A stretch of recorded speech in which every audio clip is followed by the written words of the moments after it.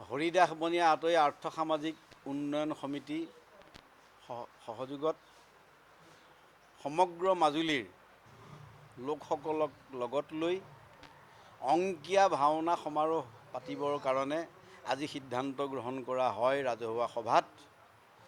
এই ৰাজহুৱা সভাৰ সিদ্ধান্ত অনুসৰি আমি অহা ডিচেম্বৰৰ শেষ আৰু জানুৱাৰীৰ পহিলা ভাগত এই অংকীয়া ভাওনা সমাৰোহ সমিতি আমি উদযাপন কৰিম বুলি থিৰাং কৰিছোঁ।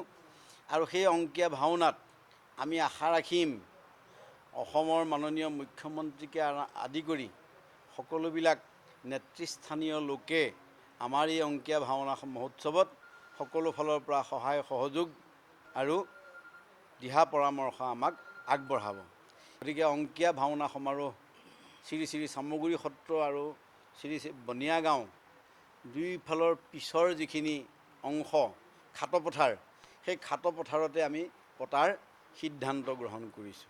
আৰু এই সন্দৰ্ভত সমগ্ৰ মাজুলীৰে আমি সুন্দৰ আৰু সাৱলীল যুক্তিৰে তেখেতসকলৰ সহযোগিতা আমি আজি লাভ কৰিছোঁ। জ্যেষ্ঠসকলৰ জৰিয়তে, জ্যেষ্ঠ মানে য'ত শিশু ভাৱ আছে শিশু ভাৱেই কৰিব, কিন্তু যিসকল এনেই মানে প্ৰৌঢ় মানুহেই নাটকখিনি কৰিব। আৰু এই নাটকখন যিকেইখন আমি পাতিম বুলি ভাবিছোঁ তাত 4টা খলা থাকিব। 4টা খলা, মাজতে মণ্ডপ, চাৰিফালে 4টা নামঘৰ, গুৰু দেও নাম ভকত, এই 4 বস্তুৰ ওপৰত নিৰ্ভৰ কৰি আমি 4বিধ খলা পাতিব বিচাৰিছোঁ। তাৰে ভকত যিখন খলা, সেই খলাখন বা সেই যিটো নামঘৰ, খলা বা নামঘৰ, সেই নামঘৰ ভাগক আমি হৰিদাস বনিয়া আতৈ নামেৰে নামাংকিত কৰিবলৈ বিচাৰিছোঁ।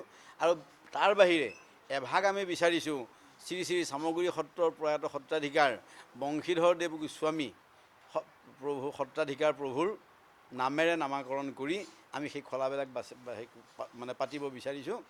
আৰু এই অনুষ্ঠান মই আগতে কৈছোঁৱেই যে খাটপথাৰত হ'ব।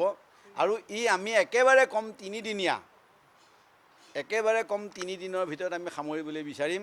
আৰু যদি মানুহ বেছি হয় তেতিয়া আমি তাক বৰ্ধিতভাৱেৰে কিমান দিনলৈ নিব পাৰি আমি তাক চাম, নাটকৰ ওপৰত নিৰ্ভৰ কৰিব।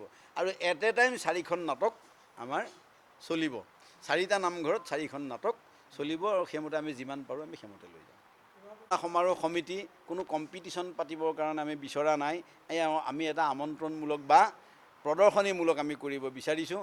আৰু তাৰ কাৰণে কোনোবাই যদি অসমৰ মানুহে এই অংকীয়া নাটত সহযোগ কৰিম বুলি ভাবিছে, তেখেতসকলক আমাৰ যিখন আজি গঠন কৰা হৈছে উদযাপন সমিতি, সেই উদযাপন সমিতিৰ লগত যোগাযোগ কৰিলে তেওঁলোকে অংকীয়া ভাওনা সমাৰোহ সমিতিত সহযোগ কৰিব পাৰিব।